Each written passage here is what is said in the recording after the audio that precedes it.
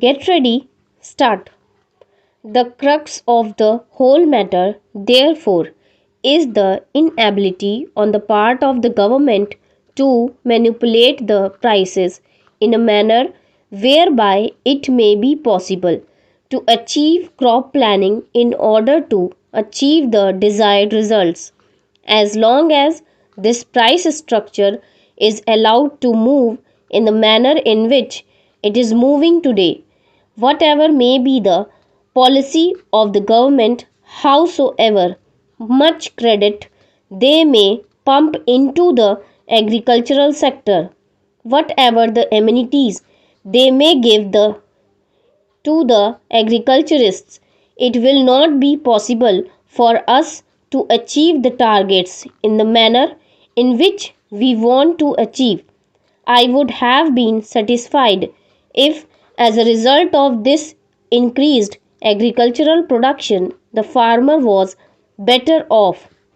But we find that whenever there is increased production in response to higher prices, the market slumps down so heavily that ultimately the farmer stands to lose instead of to gain. Therefore, the farmer loses both ways and the country also loses.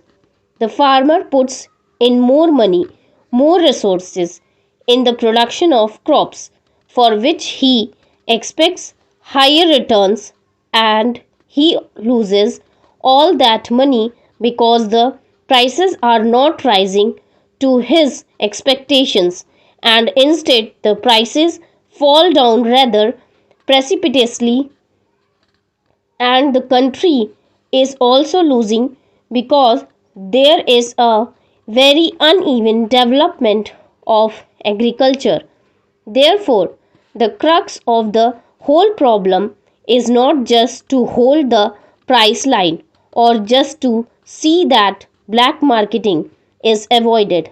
That is only one part of the job, a very important part of the price policy, and that has got to be kept in mind. I am not against it. In fact, I am all for it, and I blame the government for not being able to do it so for, but this is another aspect of the price policy to which the planning commission, it seems to me, has not applied its mind properly so far, namely the use of price policy as an instrument of crop planning. And as long as that particular tool is not utilized for this objective, it will not be possible for us to have a planned development of our economy. Then there is the question of incentives. We are now told every time that unless incentives are given, it will not be possible for us to develop our economy. We are hearing daily about our export promotion. Now, the problem of incentives also has to be viewed in terms of the objective of the development of a socialist economy in our country, and not just from the point of view of earning more and more foreign balances.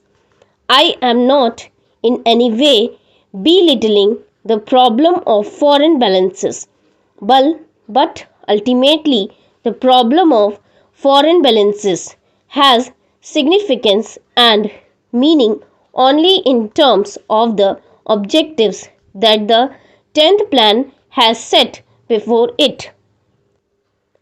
Therefore, when we are talking of incentives in order to earn more foreign balances, we have also to think of incentives in terms of achieving the objectives that we have got in mind.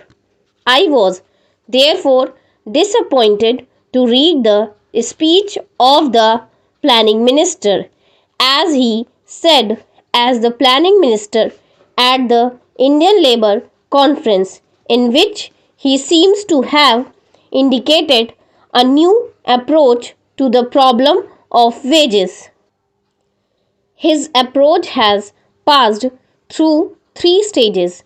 In the first stage, just after the general election, the planning minister came out with a statement that he was thoroughly dissatisfied with the way in which the wage structure had developed and that he meant to do something about it.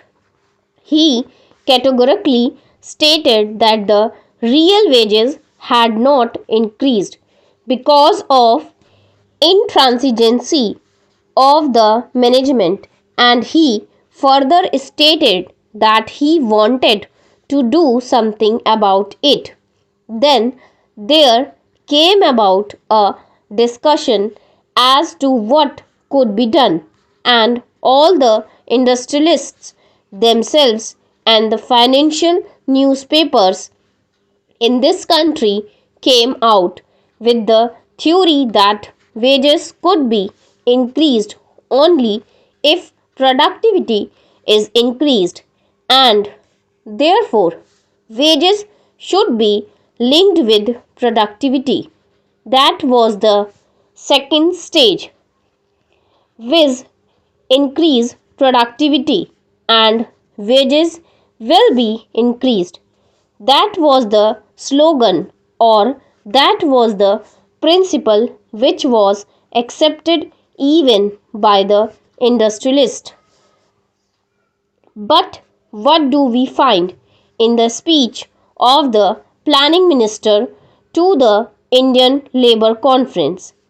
There he says that even if productivity increases, the first charge will be in respect of projects which are meant for further employment or creation of more employment opportunities. That means even if productivity increases, it is not that the workers will immediately benefit in terms of higher wages, so that it may be possible for them to improve their standard of living a little bit. Even if productivity rises, the fruits of productivity will go to schemes for creating further employment opportunities in the country.